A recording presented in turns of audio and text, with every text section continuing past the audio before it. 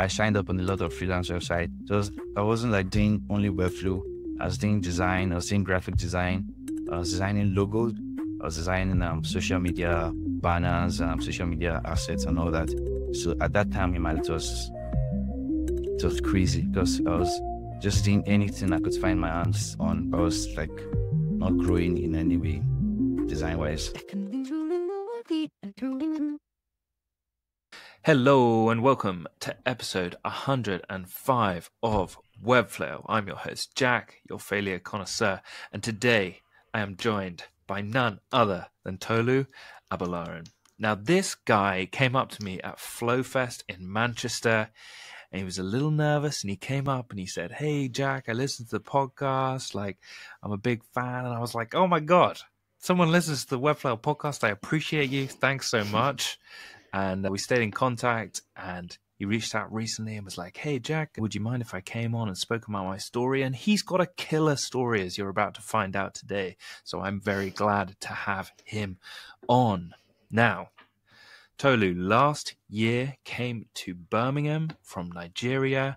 He now works at Greater Studio based in New York. So he's freelancing for them, but he's also doing his own freelance projects. He's got a killer portfolio, so go check that out. Tolu MEN, so TOLUMEN.com. He's got a beautiful portfolio. He does some design, he does some development, and he's starting to really cook. But has it always been easy? Of course not. The three failures that we'll be talking about today are chasing money over quality and not niching down, not networking enough, and then working for a startup without a formal agreement, and not getting paid. I think we can all resonate with that one. Tolu, welcome to the Webflow podcast. Yeah, thank you, Jack. Thank you for having me. It's a pleasure to be here. I always wanted to be here and it feels good. Yeah. Dude, I'm psyched to have you. It must be cool if you listen to the podcast quite a lot and then you're like, "Oh, Jack's doing an intro for me," because I always do those weird intros. So it must be quite strange, but I'm psyched to have you on. We get into the heavy stuff straight away. What is your relationship with failure? Yeah. My relationship with failure is, I believe failure is a natural part of the learning process. I feel like failure is like something that is definitely going to come to people at every point of their life. Like not every point, every time they try to do something new. So I feel it's a natural part of the learning phase. I tend to react to it emotionally. And there are times when I fail, I become really sad. But the most important thing for me is I take failure as a learning opportunity to be better. So each time I experience some sort of failure, I try to do self-reflection to understand what could I have done better? How can I improve? So for me, it's not a big deal for me to fail. I feel like it's something everybody has to experience at some point in their life. There's nobody that has it 100% easy for them. And for me, failure sometimes affects the way I look at myself. It affects my self-esteem. But I think it just happens for a few days, maybe a week maximum. And I try to get up and restart whatever I was doing. There are times I don't restart. There are times I jump into something else totally. But I think I have a good relationship with failure. Yeah. Hey, that's important, man. It's a good relationship with failure, I think, is like a really good relationship with yourself. You know, I think those two are symbiotic, right? And having a bias towards action after you fail, being like, okay, messed up. Let's sit with that for a bit. Let's reflect, and then let's take action to make sure it doesn't happen again. I think is a trait of really successful Webflowers. So, dude, you're onto something here. I feel like that's an important mental framework to actually be a Webflower, because there's constantly tools to learn. There's constantly things to overcome. But you're like doing designs, and then there's like a problem, and you've got to face it, and you might mess it up, and that's fine, because the first time you do anything, it's not going to be good. Good. I'm really glad that you've got that kind of frame of mind to work with. So tell me a little bit about your story, because I'm just like, hold on. I met you in Manchester. You live in Birmingham. You came from Nigeria. literally last year. You're in rainy Birmingham. Birmingham is a humongous city. For anyone who's listening in the States or whatever, Birmingham's a massive city in the UK, really big melting pot and a really interesting city, but like very wet, very rainy, and pretty cold. And also people have a really strong accent. I don't think of myself as someone that's got a strong accent, but obviously I do. But it's like a very different accent to my accent. So tell me why you came to the UK and like what that experience has been like. Yeah, I'm from Nigeria and I moved to the UK last year to study design management, and like it has just been crazy. Oh yeah. The reason I decided to study design management was I'm looking for like something I needed to like understand a little bit more about design business and how to apply design thinking much better in the things I do. And I decided to come to the UK. So the past 1 year has been really crazy. I'm done with school currently and I'm currently just working with Creator Studio. At the start, it was really hard for me to walk up to people and like just communicate with people in Birmingham. Like the first few months, the first 2-3 months, I was literally alone. I was alone in my room, from room to school, back home. I was basically not doing anything. I wasn't even exploring the city. Like it just didn't come to me at the time. And it took, I think, 6 months or 7 months for me to start connecting with people. I think I sent you a message on LinkedIn when I was about to come to FlowFest, I think a few months before then. So the first few months was just me. It didn't even feel like I was in a different country. It felt like I was in Nigeria because I was just going to school, coming back home, doing some work, and it's just crazy. Yeah. I like it in Birmingham. And okay, backtrack. Were you just going from like home to school back just because you were just like maybe just a bit in shock of like, where am I? Like, what's going on? Was it just like a response to being like, I literally just can't face like the thought of just chatting to people and getting involved with the city, and like it was just all too much, too quick almost, and you needed to give yourself some time to get used to your environment? Or what do you think it was? Yeah, I think it was me just trying to get into the environment, like you said. Just there were a lot of things going on at the time. It took some time for me to get into the fact that I'm actually in Birmingham and I'm actually studying. I was just going with the flow. Mm. Yeah, just going with the flow, going to school, coming back home, doing some work. And I think it's also like when I was in Nigeria, I really did not go anywhere. I'm always in front of my computer, playing video games and just learning stuff. So it's the way I am and the situation of things at the time. Yeah. So you were just comfortable in your own space, and you know that's how you were. But also being in Birmingham is probably just whoa, culturally, big shock. Just like also maybe feeling quite isolated. Yeah, it sounds like a lot.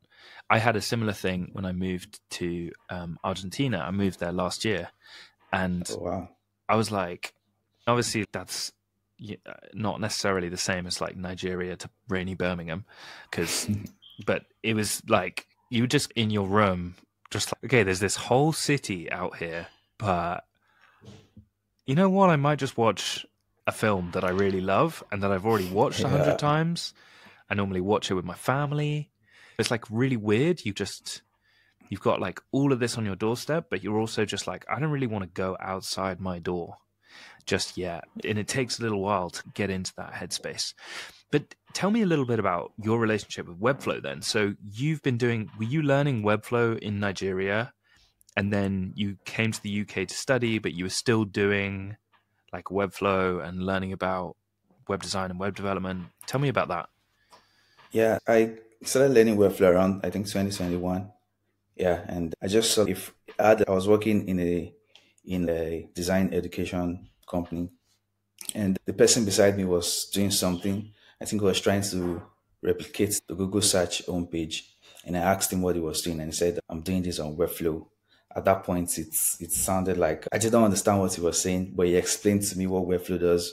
He said, "You really do not need to write code to push something out," and he showed me how it worked. He showed me how he was able to drag text and stuff into the screen. and I got interested. I wasn't like really interested. I was just like fascinated by it, and I decided to check it out. And I went to Udemy. I tried to buy a course. I bought a course, Figma to Webflow, Mastering Freelance, something by Vaco Svili. Oh yeah, he's a legend. Yeah, and before I went into Webflow, I was already working as a product designer. I was already designing interfaces for clients. I was working as a freelancer, and I was doing like a little bit of work for that startup, because in Nigeria, there's a compulsory 1 year national service where you have to like, they're going to post you to a company and you have to work for them for a full year. It's something like a paramilitary kind of thing. So I was working for them at that time as a designer, and I took that course. Yeah, I took the course. I was just following along basically. It wasn't really interesting because it's a new thing, it's a new skill for me. And when you're just learning something new, it's always you're going to have the highs and the lows where it becomes interesting. And when you come across something very technical, it becomes really tiring and you tend to run away for a few days. So I took that course for about 3 months. And when I finished the course, I just finished the course. I didn't do anything else on Webflow. It took about 6 months. A friend of mine reached out to me to design a landing page for him. And he said, when I was done with the design, he said he's looking for someone to build it for him. And I think I was really overconfident. And I told him, yes, I can do this for you. I can build it on Webflow. You don't have to worry about anything. I'm going to do it for you. Then I started building it on Webflow, and I discovered that all the things I learned in the course, I can't remember them anymore. So for everything I was going to build, I had to go to YouTube to learn more about it. I remember trying to build the nav, just the navigation. It took me like 2 days to get it done. Like my mind could not understand how Webflow interactions work, because like it's a different interface entirely. So I had to like watch step-by-step videos.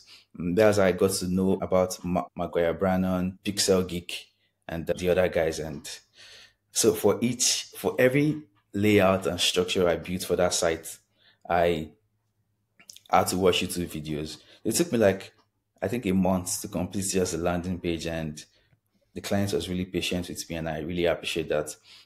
And when I was done with the project, my confidence like really increased, and I added Webflow developer in my bio, and that's how I started. Yeah. Okay, amazing. That's so cool. So if anyone's listening to this who's like starting about Webflow, or maybe Webflow curious or whatever, I think sometimes you look at people's sites on Twitter and LinkedIn and whatever, and you're like, oh my God, why can't I do anything like that?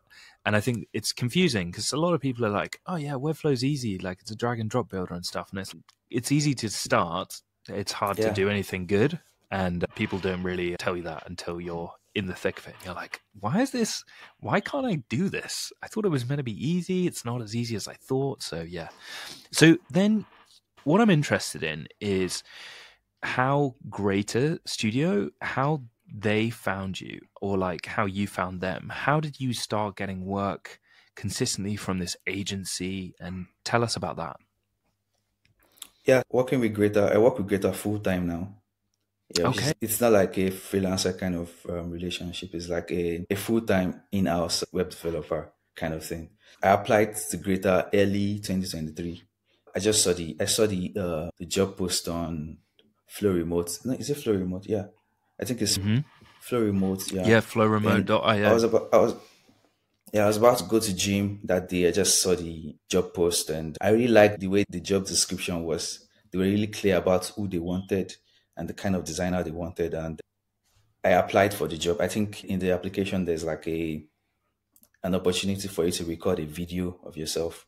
And I recorded a video, and back to me in 30 minutes. It was really surprising. And they were like, do you want to chat about this? We would like to have you on board. And I had like an interview. Then there was an assessment where you had to record your video. You had to build a landing page, and you had to develop it all within 4 hours. Yeah. And it was good because they said even if I don't get into the company, I was going to be paid for that assessment. So it was really good because I knew it was an opportunity to show them what I can do. So I had to get Loom Premium. I recorded the video, and I just started working for them. And they're like some of the best guys I've ever worked with. Alex and John, they're really good people. And I like what we're doing at Greater Beginnings, because when I joined, the team was really small, about 5. But currently the team is growing and I'm enjoying the work we're doing at Greater. Yeah. Hey, epic, dude. That's so good. Good for you. Sounds flowremote.io. Obviously, there's tons of different jobs on there, but loads and loads of people are applying. So it's hard to get in front of agencies. I know a lot of people have applied for a lot of jobs on there and haven't got them. So it's really cool that you've managed to get to the top of that pile and get the job. And now you've got consistent work. I think it's worth pointing out at this stage, right? There's different kinds of freelancers. There's people that try and get their own clients. There's people that kind of are more like permalancers for different agencies. Yeah. So you might be working for 2 or 3 agencies and just get consistent work. Harry Dodds is doing that. He's working for a couple of different agencies, getting consistent work.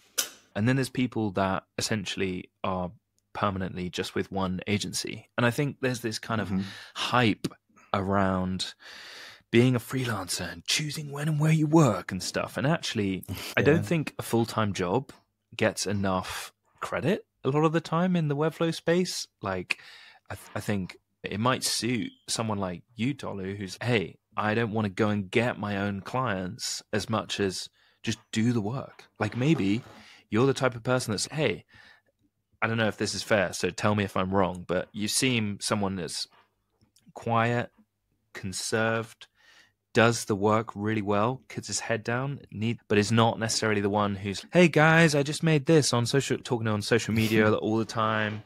Not necessarily more extrovert, and someone that doesn't really want to necessarily be the freelancer that is trying to get their own jobs the whole time as much as just enjoy doing the creative thing that is the building. Is that fair? Yeah. Have I understood you correctly? Is that right? Yeah, like 95%. Like, I do full-time for Greater, so there's a lot of projects, a lot of new clients, a lot of new challenges, and I really enjoy working on challenging stuff, things that I've not done before. There's always a new problem. It's either there's always something new. So I like the experience at Greater, but on the side, I still do a little bit of like Webflow work for clients that come from my side, because I had like clients who still come back for like tiny little updates on their website. And I think most of those clients, I get them through word of mouth and referrals. There are times where there's a lot of work to do at Greater, and I just tell them, okay, I'm unable to do this. I'm going to refer you to someone I really trust. 95% of my Webflow work is done at Greater, and the remaining 5% is I do them when I can. I try not to overload myself with too much work. Yeah. Good for you. Yeah. Important to say that. I love that you're like, you know what? If I can't do this, I'm going to refer it to someone you trust. So you maintain that relationship with that person by trying to help them still, even if you can't do the work. I think that's really important. But really good to hear that you're still getting referrals from previous work that you did, even though you were just starting out. Like, you clearly did a really good job for those people, and now you're getting referred, which is epic. I think the more work you do, the more work you get to a certain extent. Like, the more work you do, the more of a marketing army you create. This kind of, that's correct. You know, like zombie apocalypse of clients that are just going out there talking about you.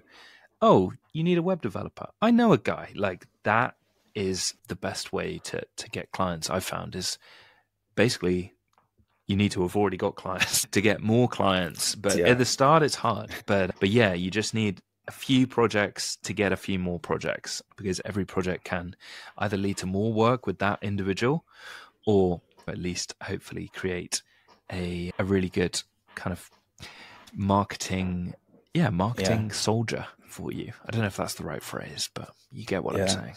Yeah, there are times when I'm free, because I work in the ET time zone, which is, I get to start my work around 2:30 p.m. and I end it around 10, 11, thereabouts. So in the mornings when I'm free, I try to do like very creative stuff, doing design, random designs. And there are times where I've offered to build portfolios for designers without any charge. I try to encourage them to go as crazy as possible, to try to explore like very complex animations. I do that in the morning when my brain is like still really fresh. Yeah. So awesome. I love that. I think I'm a strong believer in juicing your creative juices on your own thing, and like working out what what is the best time for you to dedicate yourself to your stuff, and then not do all the juicing so that you've got literally nothing left for your job. But I think it's great to prioritize your own skill sets and development first. Good for you, my man. Are you ready to get into failure number 1? Yes.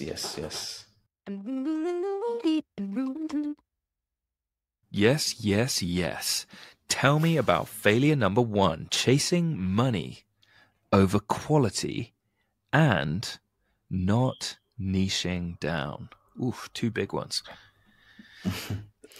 Yeah, like I have a background in graphic design. I started as a graphic designer, and from doing graphic design, I started doing web design. From web design, I started doing Webflow development.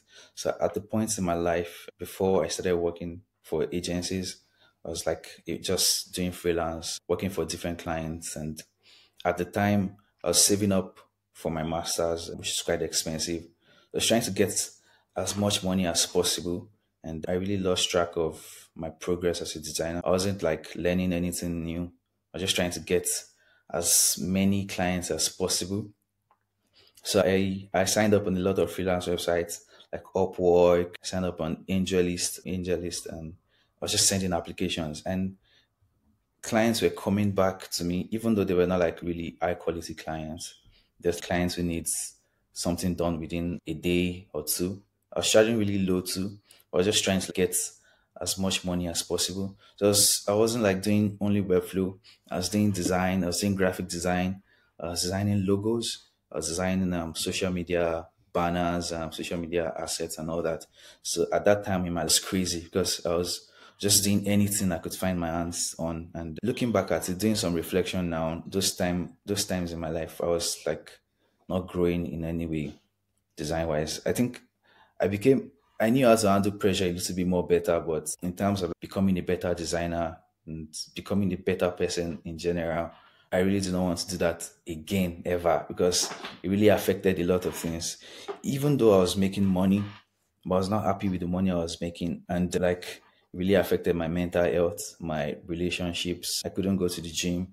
I had like really bad eating habits at the time because I was always on my PC. I was just like order food and eat and all that. Eating at the desk. Yeah, exactly. Yeah. Okay, So that time in my life let's was really rewind. rough. Why? Okay, I get that you were trying to make as much money as possible, and you were like, "Hey, I need to do just anything for anyone," and you want to get good reviews to get to the top of Upwork. So you were just charging very little, and obviously, when you charge very little, the clients that you get are a certain type of client, and maybe they're quite demanding. Maybe they want all sorts of different things, and you're just like, yeah, I can do it, but you don't really know how to do it. So there's all sorts of different things going on here. What if you were to go back to yourself and say, listen, man, I've got to tell you, I want to give you some advice.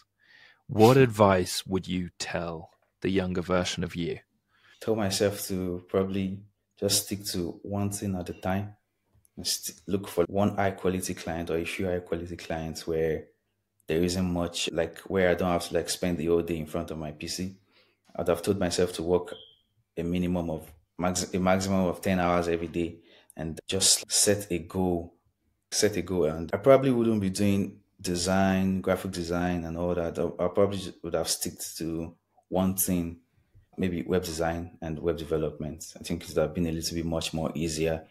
And looking back now, I feel like if I had niched down to doing just Webflow and designing websites on Figma, I would have made more money than I thought I was making then. Yeah. Okay. Powerful advice. So I think it's worth just talking about niching, because a lot of people use the word niching. I think it's a little bit confusing. I don't know if you'd agree with this, but for me, you can niche in a lot of different ways. You can niche by industry. So you can be like, I want to do designs or web design for whatever, dentists. I don't know why you choose that, but fine. Then you could niche by skill set. So it might be like, I'd want to niche by just doing web design. You can niche by tool. So you can niche by, I am a Webflow developer and I only do Webflow, and Webflow is my life. There's all sorts of different ways that I think people can niche by service offering style. So some people, Flow Sparrow, for example, they just do like retainer-based Webflow management, right? They basically will design, build, and then do a monthly retainer. So there's, and I think this word like niching, I think it sounds like you are actively choosing your niche, but I also think to a certain extent, after doing this podcast quite a lot, some people have said to me, the niche chooses you to a certain extent. If you love doing design, you might not be like, okay, I'm going to niche by this particular design style, but you develop your design style by doing a lot of that particular thing.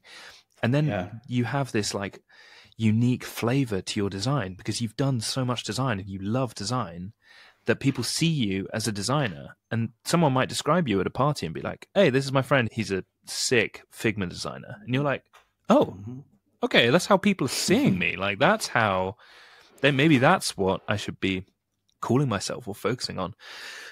So I just think that's worth saying off the back of what you just said, because when people talk about you should niche, I think it's a little bit confusing. And maybe it's not as clear as, okay, I am going to be a dentist Webflower or whatever. Maybe it's a little bit more nuanced than that. What do you think about that? Yeah, I agree. Because like for me, the kind of niching I'm talking about is in terms of skill sets, niching down. When I say niching down, I'm not saying you shouldn't know how to do other things, but I feel like when you're working with clients, clients, people who can do stuff, not someone who can do everything. People who can solve their actual problem. Yeah, you understand. Yeah, and also like in terms of niching, currently Greater Studio works for brands that are purposeful. So they try to select the people who they work for. Most of the clients we work with are like very similar. And so I understand that. But the kind of niching I'm talking about is like niching down in terms of skill sets. Let people know you for a certain thing. For example, when I see Jack Redley, I automatically see you as someone who does Webflow and who is really good with Spline 3D. And so when I see Spline, I think about Jack. So if a project was to come where I needed like someone to do 3D, you'd be like first in mind. Yeah, you understand. So it's much more better to be known for something than to be known, like to just be everywhere doing everything. Yeah. Oh my God. I want to kiss you on the forehead. Yes. Yes. And you know what? It's really funny you should say that because frankly, I didn't really know what I was, to be honest, man. I was just a Webflower and I wasn't even too sure where I stood in the kind of Webflow community and the Webflow ecosystem. And as more and more people say that they're Webflowers, it's a little bit more confusing to know what a Webflower actually is. Is that someone who's a designer who knows literally nothing about code, who wants to make websites? Yeah. Is it someone that's a hard coder who actually is coming to Webflow because it speeds up their systems and processes when designing and building websites? Is it someone that uses Wiz really well and does apps with the front end being Webflow? Like, what is a Webflower? And I think what I've come to focus on is 3D websites. Now, funny you should say that. The first person that I tag in a post or whatever is Jack for 3D stuff. Someone recently tagged me in a post on LinkedIn saying Jack would be good for this. And it was like this indoor golf experience website. And I was thinking, yes, that kind of project excites me. That's what I want to be tagged in. And I think it's instead of being like, okay, what niche do I want to target? I think it's actually better to think, what would be the perfect post to be tagged in? If someone was looking for me, what would they write? And I think that's easier because otherwise the market value of the dentist industry is this. And I really think that there's potential and stuff.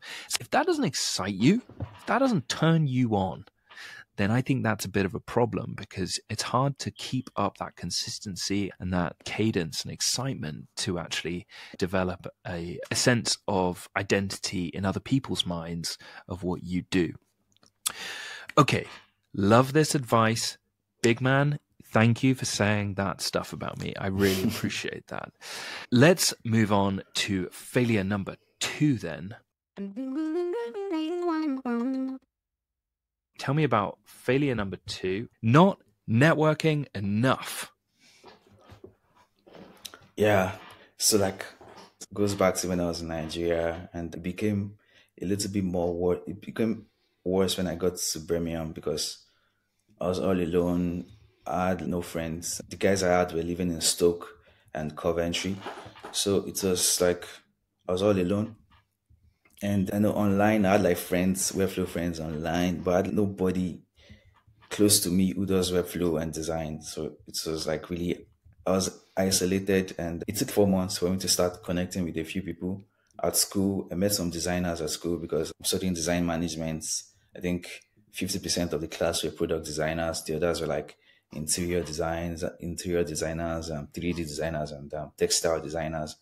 So I connected with them and I started talking to people little by little. And when I started talking to people, it became a little bit more better. I started building great connections. And in Nigeria, I had the same problem and I thought I had solved it. But when I moved to Birmingham, it became like totally different. In Nigeria, before I started my design career, I was like doing designs. I was not posting them and I was not connecting with people. At that time, I was getting no gig at the point. Yeah, I was getting no gig. After some time, I built like a little bit of confidence, started sharing my work. And after a month, I got a DM from a startup founder and he said he would like me to work for them as a designer. And I worked for them for like a year or two. I felt like if I had started earlier by sharing my work, connecting with people, I would have gone a little bit more further in my career. Yeah. And after solving that, thinking I was fine, coming back coming to Birmingham, it was like a new cycle over again. And I lost momentum. I became really lonely. Yeah, I lost momentum and I had to rebuild the confidence, which is why I reached out to you on LinkedIn. I was trying to connect with a few more people and I tried to attend FlowFest. And even when I got to FlowFest, it was really awkward for me. I think a few people walked up to me. I remember Isabel came. I remember Ben. Ben came up to me, but I have a little bit of social anxiety. So it was hard for me to just express myself to people. I was always worried about what they think about me. How do these people perceive me? I hope I'm not getting into their air. I hope I'm not bugging. So I think if you notice in FlowFest, I was all alone like the first 1 or 2 hours until you walked up to me and you took me to the founders of Make Studio and we had a good chat. I feel like if I talk to people more and share my experience and build those connections, it's really going to help me in my career. The past 2-3 months has been good because I'm part of the Flow MCR community. I joined the Pixel Geeks community, which is Flow Walkers. It has just been really good. And I was wondering, what have I been doing all along? Why didn't I do this early? I think it boils down to how you are as a person, and you need to beat down that awkward, shy person to connect with people. And I really appreciate the fact that you walked up to me at FlowFest and you had a chat with me. It's really helped me in that event because left to me, I was going to be alone. Dude. Hey, okay. Few things that you said there that I think are really important to highlight. One, the Webflow community are super friendly. Just out the gate. I think there's so many people that want to support you, that want to get to know you, that want to know your story. And actually, it's rude of you not to tell your story to them. And because you've got a great story. In fact, everyone's got a great story. It's just some people choose to tell it, some people don't. And everyone is super friendly and everyone wants to get to know you. And I genuinely have not, I actually wrote this yesterday in a post. I genuinely have not met one bad egg in the Webflow community. And I think 100%. That's pretty wild. I've met a lot of Webflowers. I haven't met one person that I wouldn't want to have a beer with. That is crazy. Yeah, I just think, one, if you're shy or if you're feeling a little bit anxious, hey, that's totally fair. Meeting other humans is hard, especially when we're behind our screens all the day. We got the safety of our bedrooms or desks or whatever, wherever you work. You're isolated by virtue of choosing the career path that you have. So it makes it weird when you're, you know, offline in real life and you're talking to people and you're like, whoa, okay, there's like a whole different kind of ball game going on. And I get that, but just know that everyone is super friendly. And I definitely think, like, for anyone that's a bit scared of talking to people and stuff, messaging before you go to an in-person event, just if you find out who's going to the event, do what you did. Just message people that are going and say, hey, excited to see you, excited to meet you, because you've already got a little bit of rapport with that person. They're going to recognize you. They're going to say hi. They're going to introduce you to more people maybe. I definitely think that was a really smart move on your part and really important to do. And this whole idea of networking, I think the word networking makes everyone want to throw up. Like, it's a horrible word, right? Yeah. But actually, I agree. I think it's more just, if you think of it just like connection, and through connection, loads of cool things can happen, right? One, like worst case scenario, you make a friend. Or no, in fact, worst case scenario, they're really rude and they just don't want to talk to you. That is so rare. Like, literally, that has never happened to me, by the way. So that's the worst case scenario. And then you're just as bad off as you were anyway. Best case scenario, you make a great friend. And then in the middle of that, maybe they say, hey, let's have a look at your work and let's like stay in touch. And then maybe a year down the line, or maybe even a week later, you start working on a project together. So I think, I don't know, those are my thoughts on this whole networking-y thing. What do you think about that? Does that resonate? Yeah, it does. I feel like networking, a lot of people tend to abuse it, where they go to events with the like main aim of getting jobs, getting connections, and all that. So it's kind of, I do not like the idea of that. I'm always afraid that when I do that, when I connect with people, they don't think I'm just connecting with them with the purpose of getting a job for them or getting connected to a particular thing. So it was always like at the back of my mind that I don't want to appear too awkward. So I think if you're going to network, you need to make it very natural. You don't have to like force it. And and people don't bite. That's what I've learned in the past few months. Like, what's the worst thing they're going to say? Like, mostly, especially if you're in an event, nobody's going to tell you to go away. They're definitely going to chat with you. And you just have to try. Yeah, definitely. And I also think, I don't know if this helps you, but it helped me, is that if you're an interested person, you're an interesting person. And what I mean by that is, if you're someone that asks questions, genuinely just wants to know, how are you doing? What are you up to? What are you excited about at the moment? Are you working on anything that you're struggling with or that you want to chat about? How can I help? If you come with an interest, you're interested in that person, then the conversation literally can't go bad. Because frankly, people love talking about themselves. And it's actually quite rare that people are genuinely interested and want to listen to what you say and really want to understand who you are. And if you come with that frame of mind, hey, I'm just going to go and just try and understand people and just try and chat to them. Not try and take anything, just try and, just engage them and just let them talk about themselves for a bit.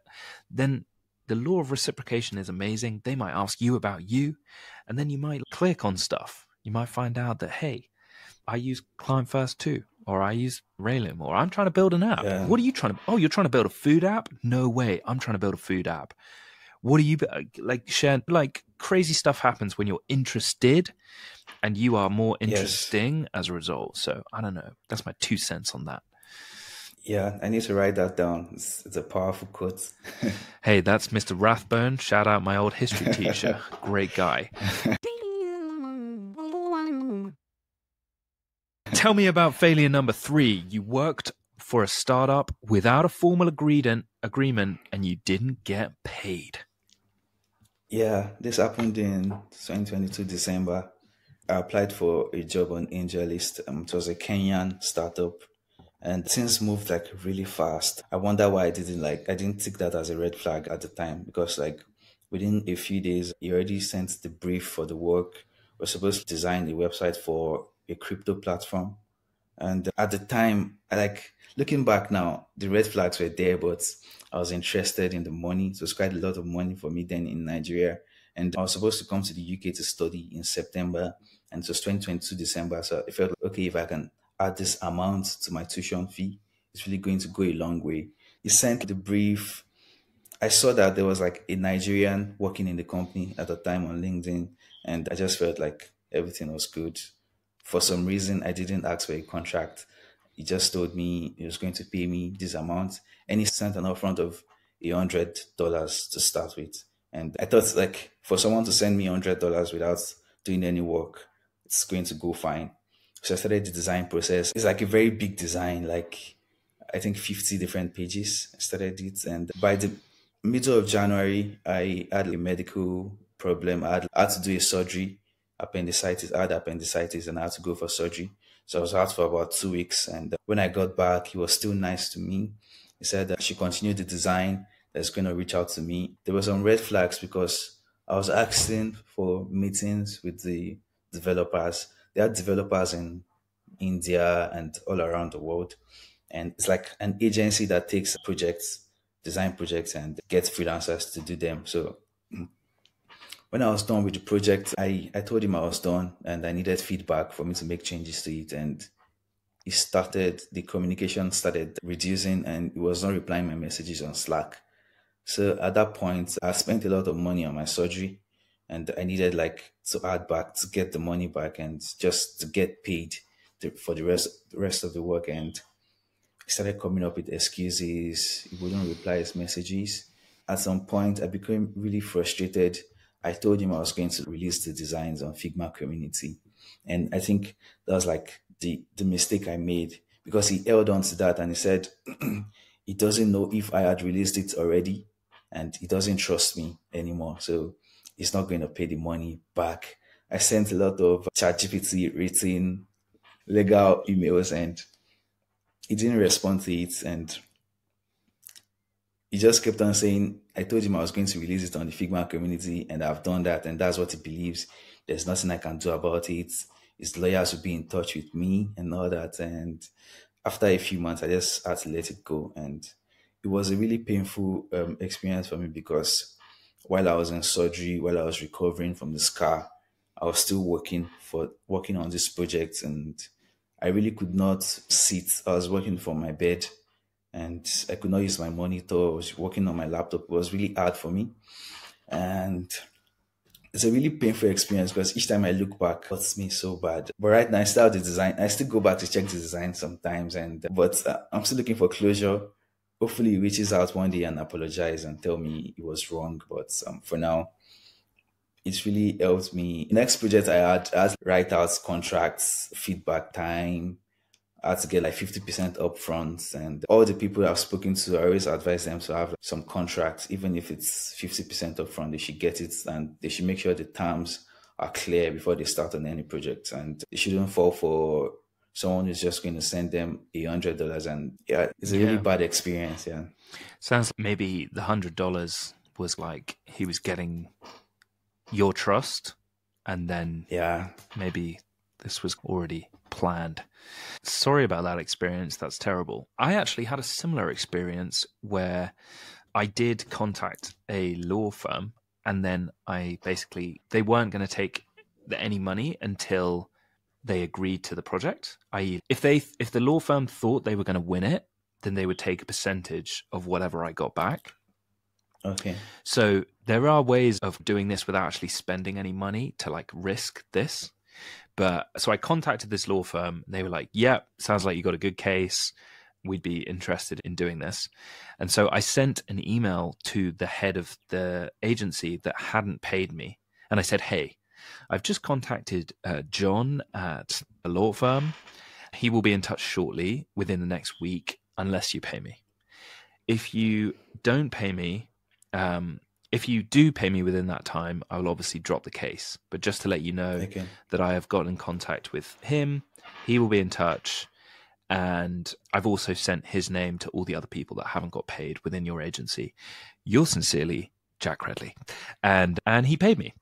Yeah, just to, if anyone else is in the shit with that can work. I mean, it's happened to me. I don't know if it is like the right thing to do, or I don't really know if that's like the right thing to do. But hey, it worked. So maybe that's worth exploring if you are also listening to this and just are like, what the hell do I do? I don't want to spend money trying to get this sorted, but there are specialist companies that deal with this type of thing that look more, they have more credential than you writing a message in ChatGPT, which is written in the style of a lawyer.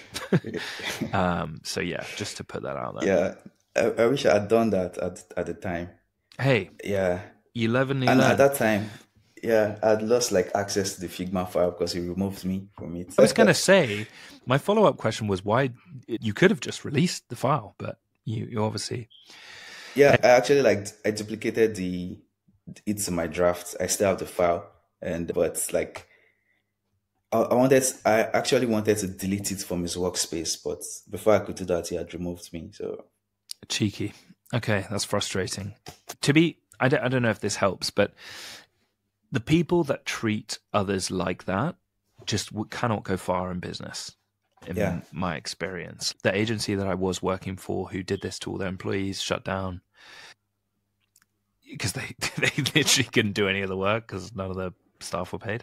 So yeah, I just think it's a really shit thing to do, obviously, but it's not just the money that, you've lost. It's actually the trust that he's lost with you, the loss of that relationship.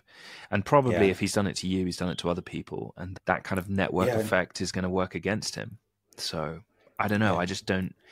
I don't see how in the long term that is going to be a successful entrepreneur. Yeah. And after that experience, I tried to have a proper contract in place before I start a project. Even with that, I still have to send series of messages to people to get the final 50%. But it's a little bit more better now. Yeah. Good for you, man. I'm glad that you've got a system in place to do that, and it prevents people walking over you. And frankly, if you give people an inch, some people will take a mile, sadly. So yeah, good that you've got a system in place to prevent that. Follow-up question on that note: did you want to work for an agency because of your freelance experiences, where you were just like up and down, and you were like, you know what?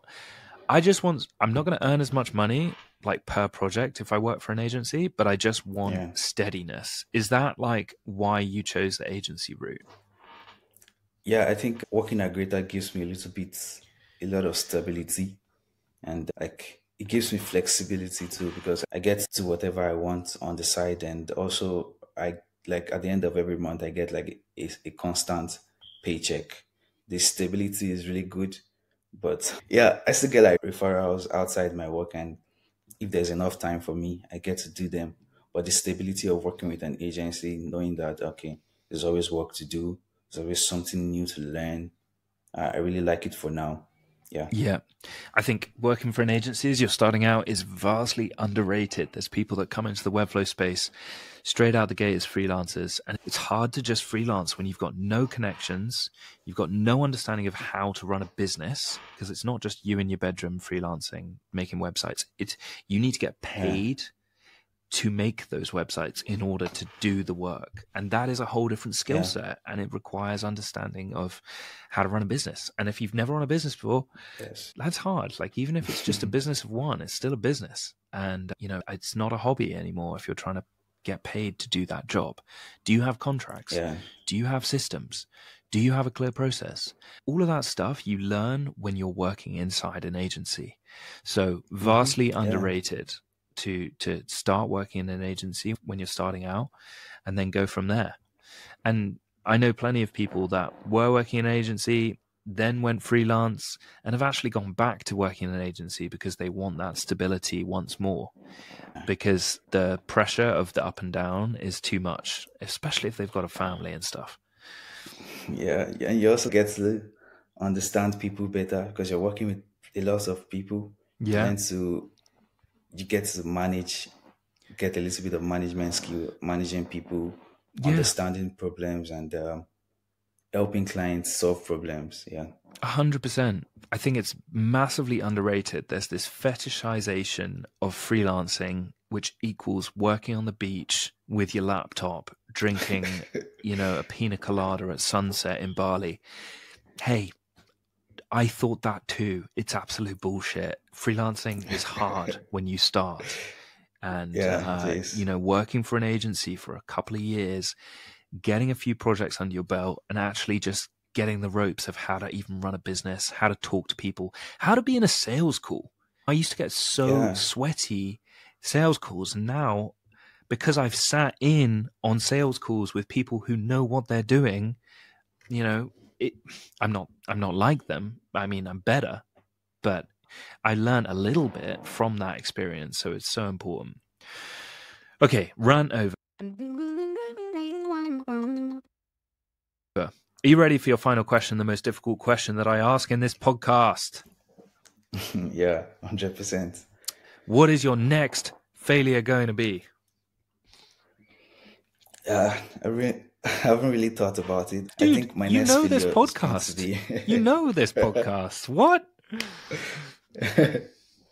Yeah, my next failure is going to be learning. I'm trying to learn Webflow just integrated Rive to their workspace. So I think I'm going to learn Rive in the coming months, and I know it's going to be hard at first. Where I like the way learning every skill is, you need to go through the eyes before you get to the low. Go to the low before you get to the eye side of it. So I'm going to learn Rive, and I'm also going to learn Spline. So I'm looking forward to sucking at it at first, like first few months, and becoming a pro in the coming months. Yeah, my guy. Exciting times ahead. I'm excited to, if you want to chat about that, let's do another call and another time. If you're like, hey, Jack, I want to chat about this, let's do it. About Spline. Rive, I've played with, but steeper learning curve, I think. But there's some really amazing people in the community that are doing Rive. There's a guy called Drew. I think his name is like Drew Good or something like that, or Draws Good.